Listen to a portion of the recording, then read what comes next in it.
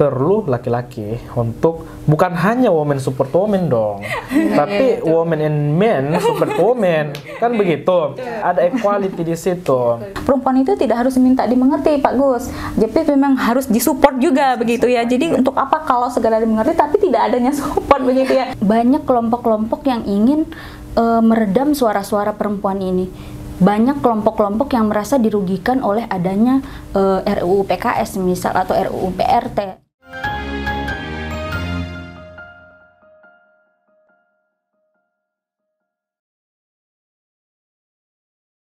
Oke, kalau dalam perspektif gender, coba kita lihat berapa jam waktu perempuan setelah menikah ya, lebih banyak mengurusi anak. Siapa yang lebih banyak? Ya, perempuan. Oke, otomatis kesempatan untuk saling berbagi waktu. Misalkan kalau perempuan mau S2 dalam kondisi sudah menikah, apakah laki-laki kebanyakan bersedia membantu mengurusi anak atau enggak? Itu yang jadi masalah, karena laki-laki tidak punya perspektif bahwa perempuan juga wajib untuk lanjut sekolah setelah menikah. Jadi ketika misalkan tadi sudah menikah, kemudian mereka punya anak, kemudian waktu untuk mengurusi ranah domestik lebih panjang karena laki-lakinya tidak punya perspektif bahwa kamu juga harus maju sama. Jadi begini, yang lebih dulu berkeluarga gimana ini?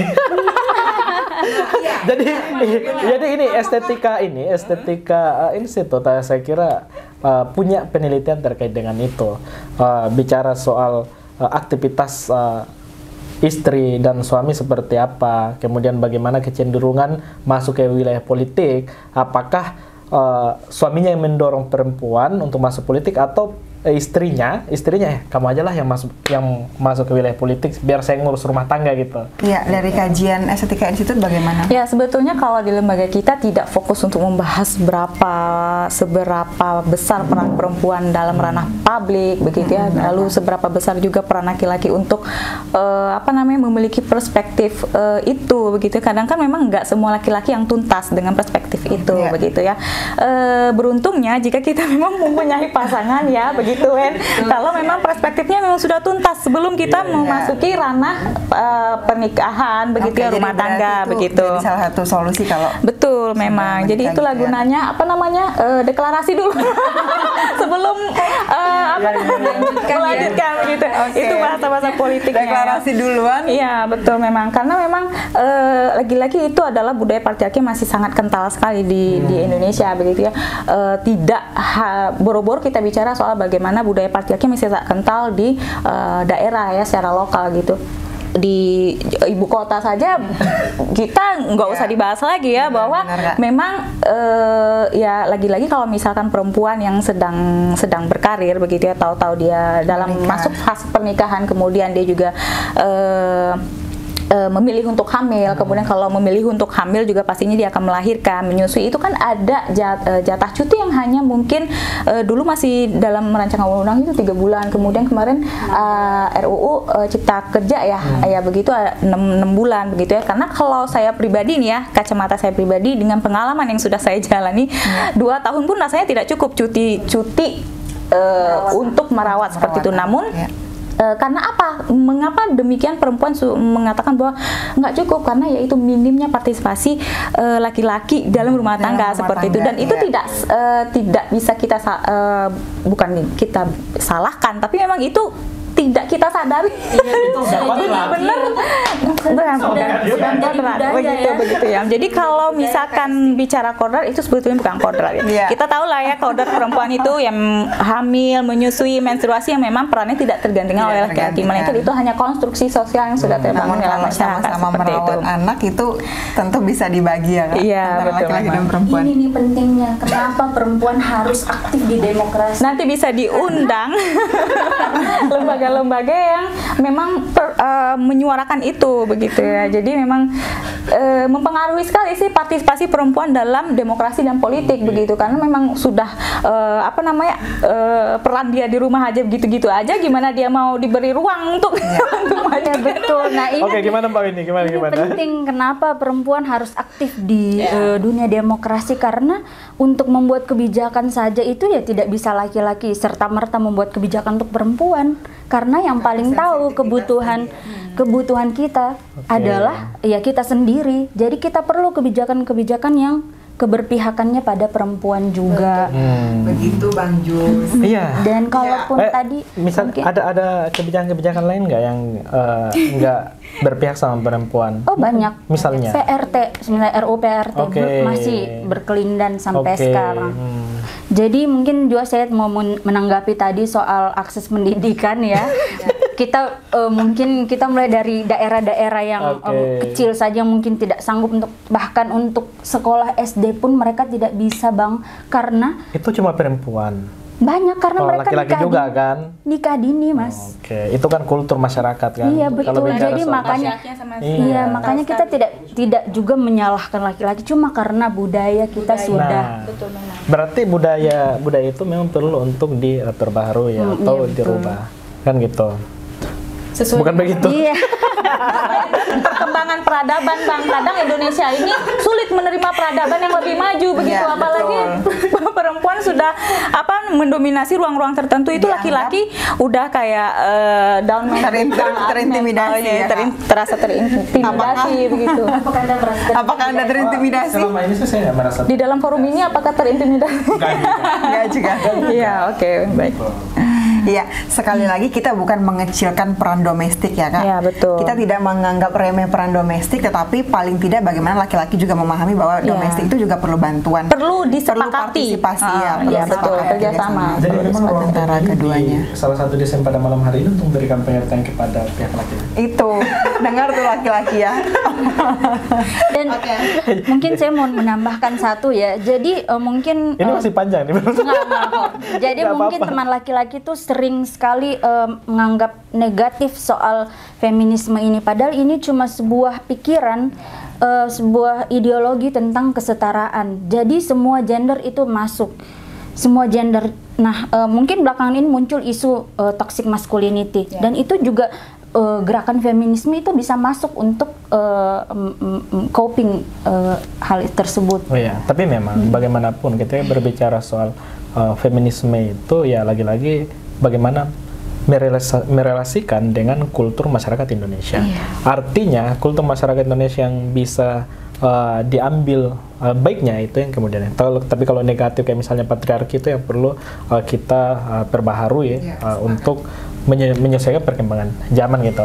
Nah, cuma memang persoalan kita berbicara soal feminisme itu kan ada varian-varian feminisme. Iya, betul. Ada feminisme liberal, feminisme radikal, moderat, dan feminisme di lain-lainnya gitu lah. Nah, hal-hal kayak gitu. Nah, posisi perempuan Indonesia itu di mana gitu lah. Karena memang itu berbeda gerakannya, radikal, liberal ataupun feminisme. Nah, kalau saya memandangnya bahwa ketika perempuan Indonesia berbicara soal feminisme ataupun laki-laki Indonesia berbicara soal feminisme, lebih masuknya ke modern yang pastinya sesuai dengan kultur masyarakat Indonesia gitu. Yang mayoritas Islam juga ataupun semua golongan itu terakomodir. Bukan begitu, Ibu Esther? Ya, betul banget memang. Karena sebetulnya ya emansipasi perempuan yang sebenarnya itu adalah Nabi Muhammad SAW. Karena memang istri Nabi itu memimpin perang ya pada masa itu ya, nggak sih? Juga sebagai pengusaha pedagang yang sukses ya. Nah, hari ini laki-laki membatasi itu terhadap perempuan, di mana gitu loh? Apa kelebihannya Seharusnya begitu? mensupport gitu Harusnya ya, Kak. memberikan, sudah ada akses, sudah ada ruang, harusnya diberi ya seringkali perempuan ini menjadi beban ganda dalam rumah tangga, seperti karena ada relasi kuasa antara suami begitu ya, terlalu maskulin begitu ya di dalam realita kehidupan dalam rumah tangga seperti itu. Jadi memang betul hal-hal yang akan dijalani itu harus disepakati dulu dari awal begitu. Itu namanya pernikahan, komitmen intelektual namanya seperti itu. Iya, betul, itu namanya komitmen intelektual. Komitmen politik. Iya. Koalisi. Jadi suami dan istri itu bisa disebut dengan koalisi antar koalisi politik begitu ya, karena politik itu kan mengpolitisir begitu ya. Jadi ada nilai-nilai kesepakatan yang harus disepakati seperti itu. Tapi itu sangat penting gitu ya Kak? Ya, betul, memang sangat Walaupun penting. orang terkesan kok harus ada kesepakatan bla bla bla, tapi Betul. menurut kalau kita sudah kaji justru itu sangat penting demi keberlangsungan sebuah rumah Makanya tangga. sering ada ya, sekarang ini kan sering kalau ada orang yang mau menikah gitu ya, pasangan itu ada perjanjian pranikah gitu ya. Jadi kalau misalnya ada salah satu hal yang tidak disepakati di dalam rumah tangga pada perjanjian pranikah itu, ya mungkin apa konsekuensinya seperti itu. Dan kita tidak bisa sih ya membicarakan untuk ranah ini, itu kan memang udah ranah-ranah yang. Berarti ini ya, sejak awal itu harus clear and clean ya. Iya, betul. Tapi gini, harus.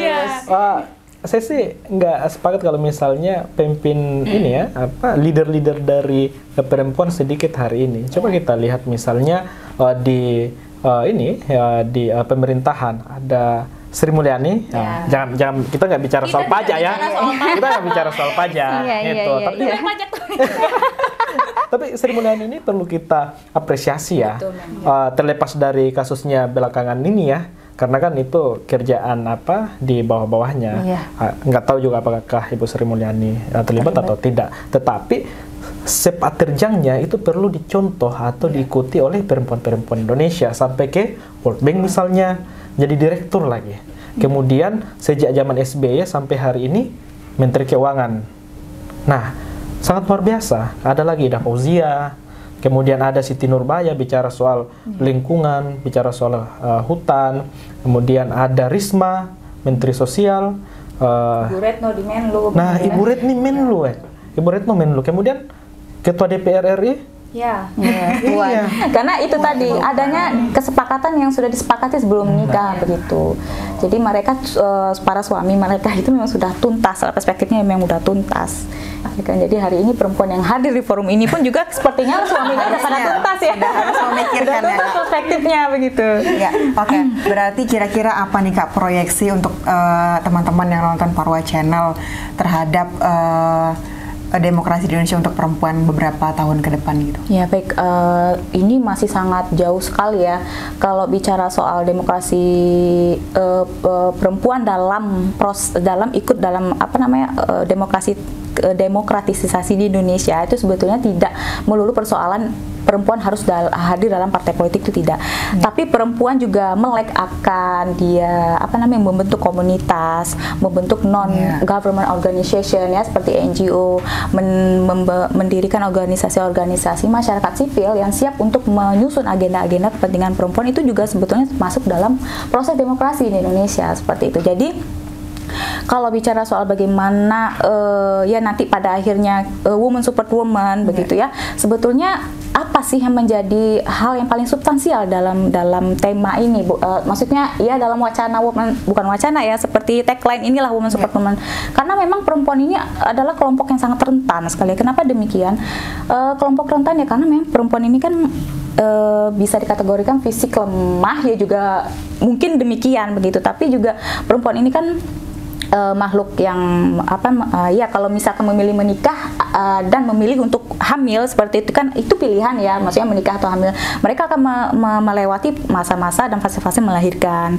Perempuan juga menstruasi seperti itu, dan kelompok-kelompok seperti ini harus dipahami dan harus dimengerti seperti itu. Jadi perempuan itu tidak harus diminta dimengerti Pak Gus, jadi memang harus disupport juga begitu ya. Jadi untuk apa kalau segala dimengerti tapi tidak adanya support begitu ya. Ayo supportnya seperti apa ya, macam-macam ya. Ada kita diberi sarana dan prasarana, kemudian kita juga diberi waktu lebih begitu ya. Jadi sebetulnya ini menjadi jaminan untuk peradaban perempuan di beberapa tahun ke depan ya, tantangan-tantangan di 10 tahun ke depan. Kita siapkan mentalnya perempuan itu hari ini begitu. Jadi tidak melulu persoalan bagaimana ya nanti saya berumah tangga, tidak hanya seperti itu. Tapi saat kita berada di forum diskusi seperti ini, artinya kita juga menyiapkan mental kita juga yang ya di sini begitu, bahwa 5 tahun ke depan saya harus membuat gebrakan yang seperti ini. Nah, jadi itu adalah memulai dari diri sendiri. Nah, tugas sesama perempuan ya membangun ekosistem itu harus saling mendukung begitu ya. Jadi kadang perempuan ini antipati sekali terhadap perempuan yang lain ya, maksudnya apakah lebih cantik, kemudian dia agak insecure begitu ya. Tetapi ya sebetulnya itu hal-hal yang sangat manusiawi. Namun yang tidak manusiawi adalah mereka yang menjatuhkan sesama perempuan ya. Nah seperti itu. Jadi semoga nih ya di pemilu ke depan tahun 2024, dan kalau misalkan jadi diundur 2027, saya tidak tahu ya Pak Agus ya. Saya berharap jumlah legislator perempuan yang duduk di Senayan esok itu ya cakupannya nyampe lah di 30% kuota affirmative action seperti itu ya, karena hari ini di 2019 lalu masih 20,5% dari total anggota DPR RI 575, hanya 120 sekian lah legislator perempuan yang duduk. Itu kan sangat minim sekali ya angka. Lalu bagaimana legislator tersebut mau menyusun agenda perempuan ya, RUU yang berpihak pada kepentingan perempuan ya. Jadi sangat ya minim sekali lah perhatian-perhatian terhadap perempuan. Seperti itu. Oke. Kalau misalkan partisipasi tadi kan sudah ada perwakilan perempuan di parlemen seperti yang kita ketahui di legislatif sekarang. Mbak Weni melihatnya, misalkan seperti tadi saya sebut ada RUU PKS yang sedang coba disahkan, tapi untuk para aktivis sendiri itu pun terbagi Pro dan kontra. Iya, ada pro dan kontra, ada seolah-olah kita dibenturkan begitu. Nah, dalam kacamata Mbak Weni melihat ini, apakah memang sebetulnya agenda para aktivis ini punya visi sendiri-sendiri, atau memang ternyata ada yang kepentingan lain begitu kepentingan ya, yang lain. Kalau saya sih melihatnya mungkin secara ideal aja ya, ya di mana-mana gerakan-gerakan perempuan ini di Indonesia khususnya atau di Jakarta itu ya kita taunya mereka mau mendukung sesama perempuan, mendukung kebijakan-kebijakan yang berpihak pada perempuan. Jadi kalaupun ada suara-suara sumbang, mungkin itu juga ya lagi-lagi kembali lagi kita mungkin filter pengetahuannya itu masih kurang. Kayak gitu. Kalaupun ini jumlahnya agak banyak dan suaranya kencang, gimana tuh Mbak? Iya, karena banyak kelompok-kelompok yang ingin meredam suara-suara perempuan ini. Banyak kelompok-kelompok yang merasa dirugikan oleh adanya RUU PKS misal, atau RUU PRT lah semisal. Kalau mereka harus menggaji asisten rumah tangga banyak atau memberikan tunjangan, itu kan mungkin ya untuk kalangan menengah agak repot, agak ribet, mereka tidak punya cukup. Dan untuk hal itu yang mungkin saja ya, nah itu bisa jadi salah satu faktor kenapa masih ada pro dan kontra dalam sesama perempuan dalam menyusun atau mendukung kebijakan ini. Kira-kira kalau sudah muncul isu-isu tersebut, saran Mbak Weni terhadap para aktivis yang berjuang di legislatif gimana Mbak? Kalau saya sih memperbanyak edukasi ya. Tetap lagi-lagi saya selalu menekankan bagaimana kita harus memperluas wacana kita, tetap menyebarluaskan edukasi-edukasi yang penting. Kenapa hal-hal ini perlu untuk perempuan, dan apa sebabnya jika tidak disahkan, ya seperti itu. Berarti maksudnya penyampaian dari legislatif sendiri ke masyarakat itu kurang sosialisasinya, atau? Ya bisa jadi, dan disinilah pentingnya para aktivis perempuan ini konsolidasi, woman support woman, kembali lagi konsolidasi bagaimana kita menyebarkan paham-paham yang memang penting atau yang benar, semisal untuk hal-hal sensitif gender ini. Oke, baik Bang Jus, kira-kira setelah menikah, setelah podcast, setelah menikah, apa ada hal proyeksi untuk perempuan apa? Proyeksi untuk perempuan? Proyeksi sih nggak ada. Nggak ada proyeksi untuk Memproyeksi perempuan. itu ya cukup dari perempuannya sendiri kan. Laki-laki proyeksi. Iya, pada prinsipnya sih kita berharap bahwa kedepannya bagaimana perempuan baik secara kualitas maupun kuantitas bisa menyeimbangi, ada equilibrium antara laki-laki dan perempuan di wilayah politik, karena bagaimanapun bicara soal politik ya pasti ujung-ujungnya bicara soal kebijakan. Nah, ketika misalnya ada kebijakan yang ingin diformulasikan ataupun diputuskan oleh pemerintah, nah di situ ada pihak perempuan yang menyorakan. Perempuan ini kan yang merasakan, yang mengalami, kan begitu. Gitu. Nah, itu bisa untuk dilakukan ketika perempuan Indonesia memiliki awareness. Apakah sebagai aktor politik yang langsung terjun ke dunia politik, ataukah misalnya memantau, mengawasi kayak ada LSM ataupun NGO itu. Nah, tapi kemudian juga perlu laki-laki untuk bukan hanya women support women dong, tapi women and men support women, kan begitu. Karena kan kesetaraan lah ya. Iya, ada equality di situ, ada equality, kemudian ada apa? Ada understanding each other misalnya, kan begitu. Nah, makanya ke depannya 2024 ini kan dekat-dekat lagi nih. Dekat ya? Iya, nggak cukup 1 tahun lagi kalau pemilu nggak ditunda. 12 Februari ya di situ tuh.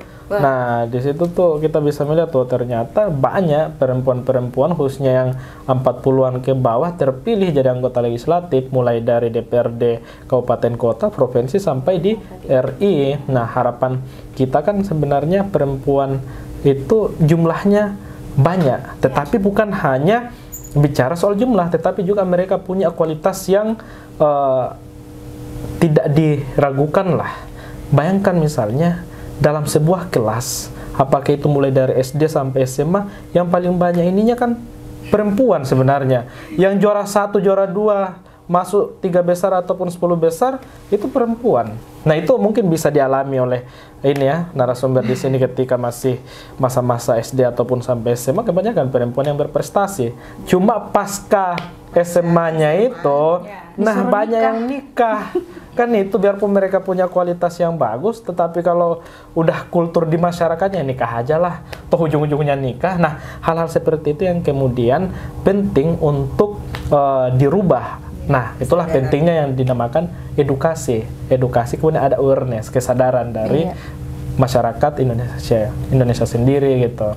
Baik itu laki-laki maupun perempuan. Bukan begitu? Ya, satu lagi kesepakatan. Ya, kalau misalkan udah diedukasi, kemudian udah ada awareness, tapi tidak ada kesepakatan antara suami dan istri, itu lagi-lagi itu akan memotong peran perempuan itu secara ya dari zona-zona harus ada kerjasama ya. Memang. Dan itu sangat prinsip sih sebetulnya. Oke, terakhir pesan untuk teman-teman perempuan di rumah jelang pemilu 2024. Salah satu tapi ini penting. Enggak ini ya, bukan saran untuk memilih salah satu. Tentu tidak. Langkah apa yang bisa perempuan lakukan untuk terlibat dalam proses demokrasi sehingga mereka juga benar-benar merasakan, oh aku turut berpartisipasi nih dalam dunia demokrasi di Indonesia gitu. Ya, yang pertama memang harus melek politik, dan dia harus sadar wacana apa sih yang sedang dibangun dalam masyarakat itu, masyarakat tertentu itu, baik lokal maupun nasional seperti itu ya. Jadi bukan sekedar pesan ya, tapi sadar diri dong begitu. Kalian tuh perempuan, banyak sekali loh agenda-agenda perempuan yang memang harus diselamatkan oleh perempuan, karena laki-laki belum tentu mau loh menyusun agenda dan mengawal itu gitu. Itu minim sekali loh. Berarti menyampaikannya ke caleg begitu ya? Iya, itulah gunanya reses ya. Legislator itu gunanya reses ke daerah-daerah. Harusnya ya, saya kalau misalkan jadi legislator perempuan angka kematian semakin meningkat karena memang proses persalinan akibat dari menikah muda dan hamil muda begitu, yang tidak siap secara reproduksi, sistem reproduksinya seperti itu ya. Itu kan juga sebetulnya menjadi bagian penting dari legislator perempuan ya, yang memang dipilih oleh rakyat-rakyat lokal. Itu sebetulnya perannya harusnya ke situ begitu. Jadi Sebetulnya saya nih ya, kalau misalkan hadir di forum-forum pelatihan perempuan secara nasional ya, untuk skup-skup itu tuh saya selalu memberikan wejangan bahwa hari ini saya berada di depan kalian itu justru untuk menyadarkan kalian secara ya kesadaran kalian sebagai perempuan itu butuhnya seperti apa, bukan secara kebutuhan aja ya, maksudnya ke depan kalian itu harus berkontribusi apa loh terhadap perempuan-perempuan sekitar gitu. Jadi jangan hanya kalian harus duduk di forum mendengar pembicara, tidak hanya demikian, namun apa yang mesti kalian perbuat gitu loh untuk masyarakat sekitar khususnya perempuan gitu. Ya, oke.